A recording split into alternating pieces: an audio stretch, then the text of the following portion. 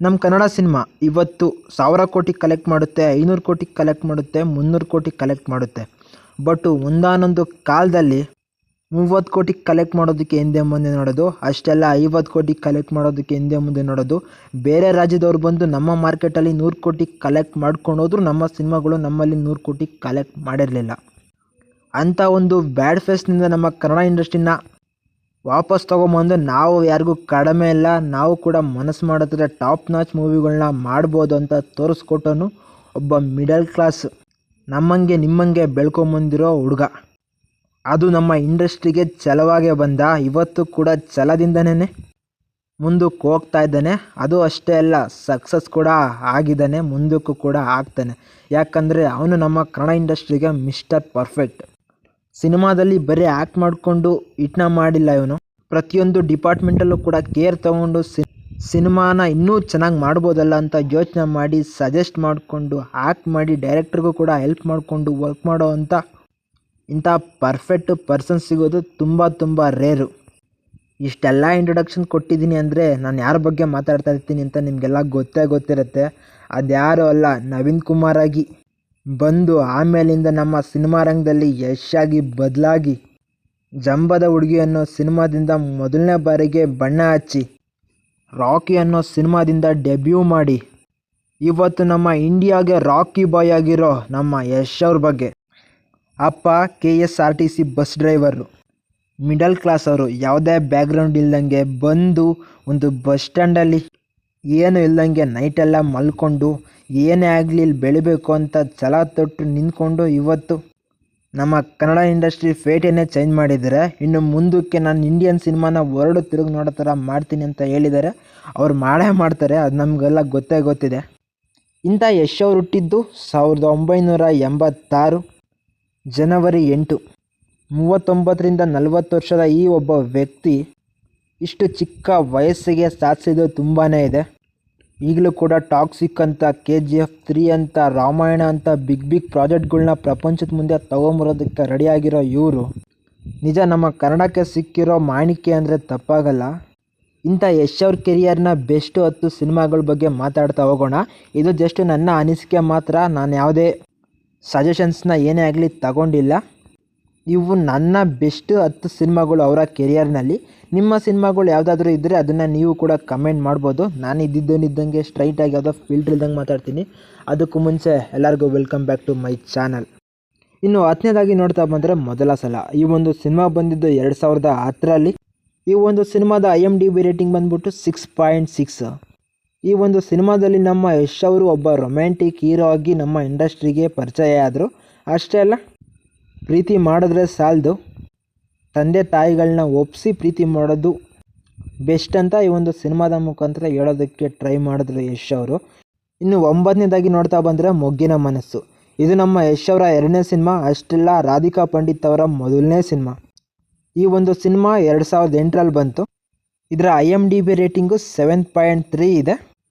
ಇದರಲ್ಲಿ ನಿಜವಾದ ಪ್ರೀತಿ ಅಂದ್ರೇನು ಅಂತ, ಆ ಪ್ರೀತಿ ಮಾಡಬೇಕು ಅಂದರೆ ನಮಗೇನು ಅರ್ಹತೆ ಇರಬೇಕು ಅಂತ ಈ ಒಂದು ಸಿನಿಮಾದ ಮುಖಾಂತರ ಹೇಳೋದಕ್ಕೆ ಬಂದರು. ಈ ಒಂದು ಸಿನಿಮಾ ಯಶ್ ಅವ್ರಿಗೆ ಆಗಲಿ ರಾಧಿಕಾ ಪಂಡಿತ್ ಅವ್ರಿಗೆ ಆಗಲಿ ಒಂಥರ ಬ್ರೇಕ್ ಥ್ರೂ ಅಂದರೆ ತಪ್ಪಾಗಲ್ಲ.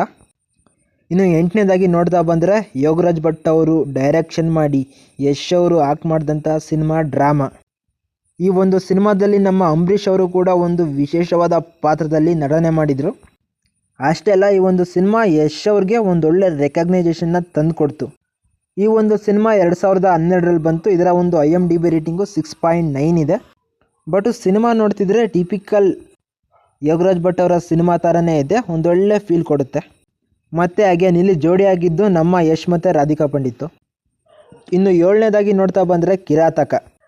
ಇದೊಂದು ತಮಿಳ್ ಸಿನಿಮಾದ ರೀಮೇಕು. ಬಟ್ ಯಶ್ ಅವ್ರನ್ನ ಒಬ್ಬ ಸ್ಟಾರ್ ಮಾಡಿದಂಥ ಸಿನಿಮಾ ಇದು ಅಂದರೆ ತಪ್ಪಾಗಲ್ಲ.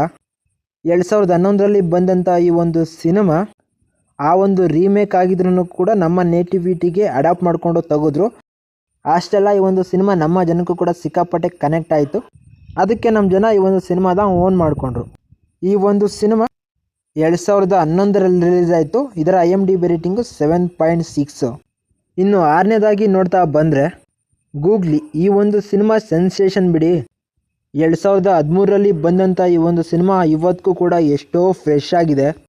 ಇವತ್ತಿಗೂ ಕೂಡ ಕಲ್ಟ್ ಕ್ಲಾಸಿಕ್ ಮೂವಿ ಅಂದರೆ ತಪ್ಪಾಗಲ್ಲ. 2013ರಲ್ಲಿ ಬಂದಂಥ ಈ ಒಂದು ಸಿನಿಮಾದ IMDb ರೇಟಿಂಗ್ ನೋಡ್ತಾ ಬಂದರೆ 7.5. ಬಟ್ ಈಗಲೂ ಕೂಡ ಈ ಒಂದು ಸಿನಿಮಾಗೆ ಸಪ್ರೇಟ್ ಫ್ಯಾನ್ ಬೇಸ್ ಇದೆ. ಈ ಒಂದು ಸಿನಿಮಾದಿಂದ ಯಶ್ ಅವರು ಒಬ್ಬ ಸೂಪರ್ ಸ್ಟಾರ್ ಆಗಿ ಚೇಂಜ್ ಆದರು. ಅವರ ಕೆರಿಯರ್ನಲ್ಲಿ ಒಳ್ಳೆ ಬ್ರೇಕ್ ಥ್ರೂ ತಂದು ಕೊಟ್ಟಂಥ ಸಿನಿಮಾ ಇದು ಅಂದರೆ ತಪ್ಪಾಗಲ್ಲ. ಒಬ್ಬ ಮಾಸ್ ಹೀರೋ ಆಗಿ ನಮ್ಮ ಕನ್ನಡಗೆ ಪರಿಚಯ ಆದರು ಯಶ್ ಅವರು ಈ ಒಂದು ಸಿನಿಮಾದಿಂದ. ಈ ಒಂದು ಸಿನಿಮಾದ ಪ್ರೆಸೆಂಟೇಷನ್ಸೇ ಆಗಿರ್ಬೋದು, ಈ ಒಂದು ಸಿನಿಮಾದ ಸಾಂಗ್ಸ್ ಆಗಿರ್ಬೋದು, ಇವತ್ತಿಗೂ ಕೂಡ ನನಗೆ ತುಂಬ ಇಷ್ಟ. ನನಗೆಲ್ಲ ತುಂಬ ಜನಕ್ಕೆ ತುಂಬ ಇಷ್ಟ ಬಿಡಿ. ಇನ್ನು 5ನೇದಾಗಿ ನೋಡ್ತಾ ಬಂದರೆ ಗಜಕೇಸರಿ. ಈ ಒಂದು ಸಿನಿಮಾದಲ್ಲಿ ಮಾಸ್ ಅಪೀರಿಯನ್ಸು ಇದೆ. ಅಷ್ಟೇ ಅಲ್ಲ, ಯಶ್ ಅವರ ಕಾಮಿಡಿ ಟೈಮಿಂಗು ಕೂಡ ಇದೆ. ಅಷ್ಟೇ ಅಲ್ಲ, ಯಶ್ ಅವರು ಇತಿಹಾಸದ ಒಂದು ಪಾತ್ರನ ಕೂಡ ತುಂಬ ಚೆನ್ನಾಗೇ ನಟನೆಯನ್ನು ಮಾಡಿದರು ಈ ಒಂದು ಸಿನಿಮಾದಲ್ಲಿ. ಈ ಒಂದು ಸಿನಿಮಾ 2014ರಲ್ಲಿ ಬಂತು. ಇದರ IMDb ರೇಟಿಂಗು 6.4 ಆಗಿರ್ಬೋದು. ಬಟ್ ಈ ಒಂದು ಸಿನಿಮಾದಲ್ಲಿ ಕಾಮಿಡಿಗೆ ಕಾಮಿಡಿ, ಆಕ್ಷನ್ಸ್ಗೆ ಆಕ್ಷನ್ಸು ಸಿಕ್ಕಾಪಟ್ಟೆ ಇದೆ. ನನಗೆ ಮಾತ್ರ ಈ ಒಂದು ಸಿನಿಮಾ ತುಂಬ ಇಷ್ಟ ಆಯಿತು ಗುರು. ಇನ್ನು 4ನೇದಾಗಿ ನೋಡ್ತಾ ಬಂದರೆ ರಾಜಾಹುಲಿ ಅಣ್ತಮ್ಮ. ಈ ಒಂದು ಕೊಟೇಶನ್ನು ಯಶ್ ಅವರ ಕೆರಿಯರ್ನಲ್ಲಿ ತುಂಬ ಇಂಪಾರ್ಟೆಂಟ್ ಅಂತ ಹೇಳಿದ್ರೆ ತಪ್ಪಾಗಲ್ಲ. ಪ್ರತಿಯೊಬ್ಬರು ಕೂಡ ಈ ಒಂದು ಪದನ ಇಮಿಟೇಟ್ ಮಾಡೋದಕ್ಕೆ ನಿಂತ್ಕೊಂಡ್ರು. ಹಂಗಾಗಿ ಈ ಒಂದು ಸಿನಿಮಾದ ಮುಖಾಂತರ ನಮ್ಮ ಕನ್ನಡದಲ್ಲೇ ಒಬ್ಬ ಟಾಪ್ ಸ್ಟಾರ್ ಆಗಿ ಯಶ್ ಅವರು ಚೇಂಜ್ ಆದರು. ಎಕ್ಸ್ಪೆಷಲಿ ಇದು ಕೂಡ ಒಂದು ತಮಿಳ್ ಸಿನಿಮಾದ ರೀಮೇಕೇ ಆಗಿರ್ಬೋದು. ಬಟ್ ನಮ್ಮ ಮಂಡ್ಯ ಸ್ಲ್ಯಾಂಗ್ನ ಅಡಾಪ್ಟ್ ಮಾಡಿಕೊಂಡು ತೆಗೆದಿದ್ದು ಈ ಒಂದು ಸಿನಿಮಾಗೆ ಸಿಕ್ಕಾಪಟ್ಟೆ ಪ್ಲಸ್ ಆಯಿತು. ಯಶ್ ಅವ್ರನ್ನ ಒಬ್ಬ ಸೂಪರ್ ಸ್ಟಾರ್ ಅಲ್ಲ, ಟಾಪ್ ಸ್ಟಾರ್ ಆಗಿ ಮಾಡ್ತು ಈ ಒಂದು ಸಿನಿಮಾ ಅಂದರೆ ತಪ್ಪಾಗಲ್ಲ. 2013ರಲ್ಲಿ ಬಂದಂಥ ಈ ಒಂದು ಸಿನಿಮಾ IMDbನಲ್ಲಿ 7.1 ರೇಟಿಂಗ್ನೇ ತೊಗೊಂತು. ಬಟ್ ಕಲೆಕ್ಷನ್ಸು ಕೂಡ ತುಂಬ ಚೆನ್ನಾಗೇ ಇತ್ತು. ಬಟ್ ಯಶ್ ಅವ್ರಿಗೆ ಒಳ್ಳೆ ಫ್ಯಾನ್ ಬೇಸು ಈ ಒಂದು ಸಿನಿಮಾದಿಂದ ಕ್ರಿಯೇಟ್ ಆಯಿತು. ಅದರಲ್ಲೂ ಇದರ ಬರೋ ಡೈಲಾಗ್ಸೇ ಆಗಿರ್ಬೋದು, ಸಾಂಗ್ಸೇ ಆಗಿರ್ಬೋದು, ಅವತ್ತಿನ ಜನ ಕೇಳ್ತಿದ್ದಂಥ ಫೇವ್ರೇಟ್ ಸಾಂಗ್ಸೇ ಆಗಿರ್ಬೋದು, ಕಾಲರ್ ಟ್ಯೂನ್ಸೇ ಆಗಿರ್ಬೋದು, ಅವೆಲ್ಲ ಫೇವ್ರೇಟ್ ಆಗಿದ್ವು. ಅದರಲ್ಲೂ ರಾಜಾಹುಲಿ ಮ್ಯಾನರಿಸಮೇ ಆಗಿರ್ಬೋದು, ಫ್ರೆಂಡ್ಶಿಪ್ಪೇ ಆಗಿರ್ಬೋದು, ಇದೆಲ್ಲ ಫುಲ್ಲು ಟ್ರೆಂಡಿಂಗಲ್ಲಿತ್ತು. ಅವತ್ತೆಲ್ಲ ಇವತ್ತಿಗೂ ಕೂಡ ಅವೆಲ್ಲ ಟ್ರೆಂಡಿಂಗೇ ಬಿಡಿ. ಇನ್ನು 3ನೇದಾಗಿ ನೋಡ್ತಾ ಬಂದರೆ ಮಿಸ್ಟರ್ ಆ್ಯಂಡ್ ಮಿಸ್ಸಸ್ ರಾಮಾಚಾರಿ. 90ಸಲ್ಲಿ ಆ ರಾಮಾಚಾರಿ, ನನ್ನ ಟೈಮಲ್ಲಿ ಈ ರಾಮಾಚಾರಿ. ಒಬ್ಬ ಸೂಪರ್ ಸ್ಟಾರ್ ಸ್ಟಾಮಿನನ್ನು ತೋರಿಸಂಥ ಈ ಒಂದು ಸಿನಿಮಾ ಅವತ್ತಿಗೆ ಇಂಡಸ್ಟ್ರಿ ಹಿಟ್ ಆಗಿತ್ತು ಅಂತ ಹೇಳಿದ್ರೆ ತಪ್ಪಾಗಲ್ಲ.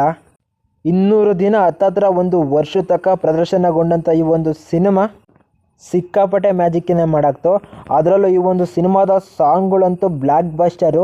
ಇನ್ನು ಸಿನಿಮಾ ಸ್ಟೋರಿ ಆಗಿರ್ಬೋದು, ಮ್ಯಾನರಿಸಮ್ ಆಗಿರ್ಬೋದು, ಇದು ಕೂಡ ನಮ್ಮ ಆಡಿಯನ್ಸ್ನ ಸಿಕ್ಕಾಪಟ್ಟೆ ಅಟ್ರ್ಯಾಕ್ಟ್ ಮಾಡಿದ್ವು. ಈ ಒಂದು ಸಿನಿಮಾದ ಮುಖಾಂತರ ನಮ್ಮ ಯಶ್ ಅವರ ಬಾಕ್ಸ್ ಆಫೀಸ್ ಸ್ಟಾಮಿನಾ ಏನು ಅಂತ ತೋರಿಸಿದ್ರು. ಅಷ್ಟೇ ಅಲ್ಲ, ಮತ್ತೆ ಏನಕ್ಕೆ ನನ್ನ ಸೂಪರ್ ಸ್ಟಾರ್ ಅಂತಾರೆ ಅಂತ ಪ್ರೂವ್ ಮಾಡಿಕೊಂಡ್ರು ಈ ಒಂದು ಸಿನಿಮಾದ ಮುಖಾಂತರ. ಆವಾಗಿನ್ನ ಇವರ ಒಂದು ಏಜ್ ಒಂದು 27-28 ಅಷ್ಟೇ.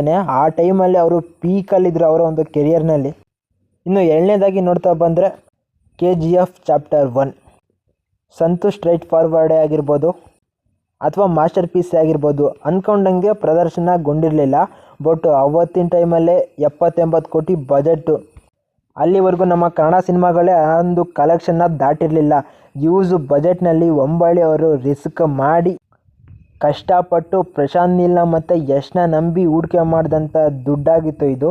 ಬಟ್ ಆ ಎಲ್ಲ ನಿರೀಕ್ಷೆನೂ ಸಕ್ಸಸ್ ಆಗೋದು ಕೂಡ ಡೌಟ್ ಆಗಿತ್ತು. ಬಟ್ ಅಂಥ ಟೈಮಲ್ಲಿ ಪ್ಯಾನ್ ಇಂಡಿಯಾ ಲೆವೆಲಲ್ಲಿ ರಿಲೀಸ್ ಆಗಿ 5 ಲ್ಯಾಂಗ್ವೇಜಲ್ಲೂ ಕೂಡ ಬ್ಲಾಕ್ ಬಸ್ಟರ್ ಆಗಿ ಆ್ಯಕ್ಚುಲಾಗಿ ಫಸ್ಟ್ ಟೈಮ್ ನಮ್ಮ ಭಾರತದಲ್ಲೇ ಪ್ಯಾನ್ ಇಂಡಿಯಾ ಸಿನಿಮಾ ಆಗಿ ಈ ಒಂದು ಸಿನಿಮಾ 5 ಲ್ಯಾಂಗ್ವೇಜಲ್ಲಿ ಒಂದೇ ಸಲ ಡಬ್ಬಾಗಿ ರಿಲೀಸ್ ಆಯಿತು. ಎಲ್ಲ ಕಡೆ ಒಳ್ಳೆ ರೆಸ್ಪಾನ್ಸ್ ತೊಗೊಂತು. ಈ ಒಂದು ಸಿನಿಮಾ ಬಂದಿದ್ದು 2018ರಲ್ಲಿ. ಇದರ ಒಂದು IMDb ರೇಟಿಂಗು 8.2. ಇವತ್ತಿನಲ್ಲೂ ಕೂಡ ಯಾರಾದರೂ ಯಾವುದು ಬೆಸ್ಟ್ ಸಿನಿಮಾ ಅಂತ ಡಿಸ್ಕಷನ್ ಮಾಡ್ಕೊತಿದ್ರೆ ಆ ಒಂದು ಸಜೆಷನಲ್ಲಿ ಟಾಪಲ್ಲಿ ನಿಲ್ಲುವಂಥ ಸಿನಿಮಾನೇ KGF. ನಮ್ಮ ಕನ್ನಡ ಇಂಡಸ್ಟ್ರಿ 50 ಕೋಟಿ ಕಲೆಕ್ಷನ್ ಮಾಡೋದಕ್ಕೆ ಹಿಂದೆ ಮುಂದೆ ನೋಡ್ತಿದ್ದಂಥ ಕಾಲದಲ್ಲಿ ಸರಿಯಾಗಿ 250 ಕೋಟಿನ ಕಲೆಕ್ಟ್ ಮಾಡ್ತು. ಏನೋ ಫ್ಲೂಕಲ್ಲಾಗಿದೆ ಬಿಡಿ, ಮತ್ತೆ ಈ ಥರ ಒಂದು ಸಿಚುವೇಶನ್ಸು ನಮ್ಮಲ್ಲೇ ರಿಪೀಟ್ ಆಗಲ್ಲ ಅಂತ ಆವಾಗ ಜನ ಅಂದ್ಕೊಂಡಿದ್ರು. ಬಟ್ ಆಮೇಲಿಂದ ಟೈಮ್ ತಗೊಂಡು 2022ರಲ್ಲಿ ಬಂತು ನೋಡಿ KGF ಚಾಪ್ಟರ್ 2. ಈ ಒಂದು ಸಿನಿಮಾದ IMDb rating 8.2. KGF 1ಗಿಂತ 10 time better ಆಗಿತ್ತು ಈ ಒಂದು ಸಿನಿಮಾ. ಅಷ್ಟೇ ಅಲ್ಲ ಕಣ್ರಿ, KGF 1ನಲ್ಲೇ ಒಂದು ಥರ ಟೆನ್ಷನ್ ಬಿಲ್ಡ್ ಆಗಿತ್ತು. ರಾಖಿಯಲ್ಲಿ ಯಾವ ಥರ ಸರ್ವೈವ್ ಆಗ್ತಾನೆ ಅಂತ. ಒಂದು ಥರ ಬಾಹುಬಲಿ ಆದಮೇಲೆ ನೆಕ್ಸ್ಟು ಈ ಒಂದು ಸಿನಿಮಾ ಪಾರ್ಟ್ 2ನಲ್ಲಿ ಇಷ್ಟು ದೊಡ್ಡ ಸಕ್ಸಸ್ ಆಯಿತು. ಹಂಗಾಗಿ ಈಗ ಬರೋ ಸಿನಿಮಾಗಳೆಲ್ಲ ಪಾರ್ಟ್ 2 ಅನ್ನಂತ ಅಲ್ಲಿ ಬೇಕಿಲ್ಲ ಅಂದರೂ ಅನೌನ್ಸ್ ಮಾಡ್ಕೊಂಡು ಸಾಯ್ತಾರೆ. ಬಟ್ ಇವತ್ತಿಗೂ ಕೂಡ KGF ಪಾರ್ಟ್ 3, 4 ಎಷ್ಟೇ ಬಂದರೂ ಕೂಡ ಜನ ಮುಗಿಬಿದ್ದು ನೋಡ್ತಕ್ಕಂಥ ಕೇಪಬಿಲಿಟಿನ ಇದು ಹೊಂದಿದೆ.